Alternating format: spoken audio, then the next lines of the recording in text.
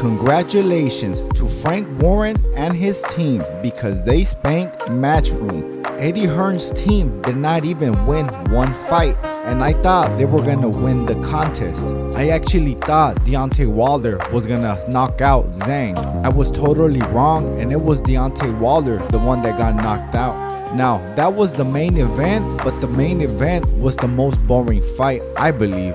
I believe the best fight that took place was Raymond Ford versus the Wrecking Ball, and that fight to me is considered a classic, and Raymond Ford just came from another fight that was also considered a classic. But this fight was really close to call. I did not really know who won. I gotta watch it again. But not just me, the whole boxing world gotta watch it again, because who really won? Well, the Wrecking Ball got the win. He got a split decision. And you know it's a close fight when they take a long time announcing the winner when they're trying to get the scorecards ready. And I really think they should run that again because it was a really great fight.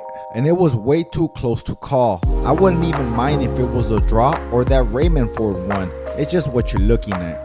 But to me, this is not a robbery. It was very close to call. Not like the Wrecking Ball's last fight. He got robbed. The Wrecking Ball should have been a champion, and he should have been fighting for unification. But that's how boxing works. Sometimes people gotta get robbed. It happens so much, I kind of expected on huge fights. But Raymond Ford stated that he should have moved up to the higher weight class because he felt drained, but he did not want to miss this opportunity. But props to both fighters. They gave us a heck of a fight. I was entertained every single round. That fight was so good, it made all the other fights seem kind of lackluster. But the Daniel Dubois versus Hrgovic was okay until it lasted. I thought Daniel Dubois was gonna knock him out, but they actually stopped the fight because of the cuts.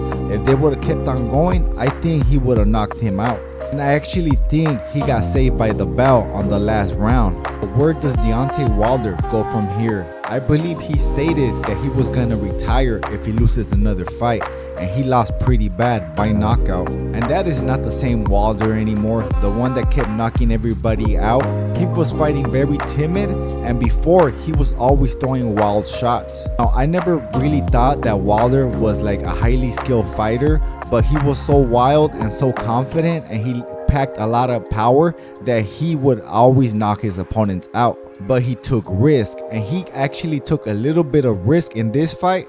He was catching Zhilei Zhang, I think in the 4th round. He was actually pressing Zhilei Zhang, and he was getting his respect. But Deontay Wilder really has true power because look at the weight difference. Deontay was 214 and Zhilei Zhang was almost 290. It's almost a 70-pound difference. Imagine Naoya Inoue hitting Dimitri Bivol and Dimitri giving him respect. Because Zhang gave Deontay Wilder respect. He stated that he took some punches, but he really hits really hard. But Deontay Wilder came in there ripped. And Anthony Joshua stated that if he wants to hang him up, he should, but if not, he could keep on going. I remember there was upon a time when I thought Wilder would beat Joshua, but now I think Joshua knocks out Wilder now. I want to see Daniel Dubois versus Zhilei Zhang, both of the winners, and Anthony Joshua versus Tyson Fury, and the winner gets to fight Usyk.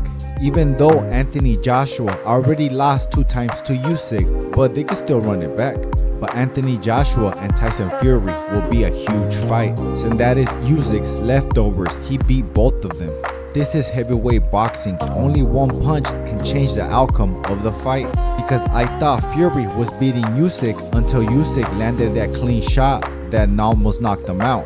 But Frank Warren and Eddy Hearn want to run it back, and they want to make another event just like this. They should have Wrecking Ball versus Ford rematch, because that was the best fight of the event and White Fix was not broken. But I did notice they did not count the Dimitri Bivol fight against Isada. What was his name?